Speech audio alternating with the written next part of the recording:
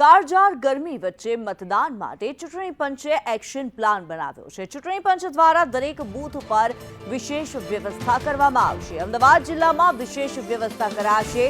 770 cooler, મંડપ, પાણી સહિતની વિશેષ વ્યવસ્થા કરવામાં આવશે। મતદાન અવશ્ય કરવા ચૂંટણી અધિકારીએ જનતાને અપીલ કરી છે।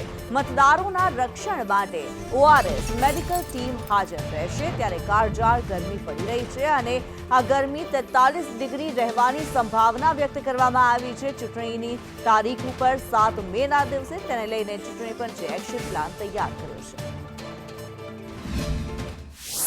જોઈએ તો દરેક બૂથ પર અશ્યોર્ડ મિનિમમ ફેસિલિટીઝ મળી રહે તેની ચકાસણી કરવામાં આવેલી છે। આ સાથે સાથે અમદાવાદમાં 1995 એવા બૂથ છે કે જ્યાં મંડપની વ્યવસ્થા કરવામાં આવેલી છે। મંડપ બંધાવવામાં આવશે જેથી લોકોને ગરમી નો ફેસ ના કરવી પડે। 770થી વધારે બૂથ ઉપર કુલર્સ પણ મૂકવામાં આવનાર છે અને આની સાથે સાથે દરેક બૂથ ઉપર પૂરતા પ્રમાણમાં પાણી અને ઓઆરએસ મળી રહે તેની વ્યવસ્થા કરવામાં આવેલી છે। અલગ અલગ રૂટ વાઇઝ આપણે હેલ્થ ટીમ્સ પણ કાર્યરત રહેશે જેથી કોઈ પણ જાતની મેડિકલ ઇમરજન્સી સર્જાય તો તેમને તાત્કાલિક ધોરણે સારવાર મળી રહે।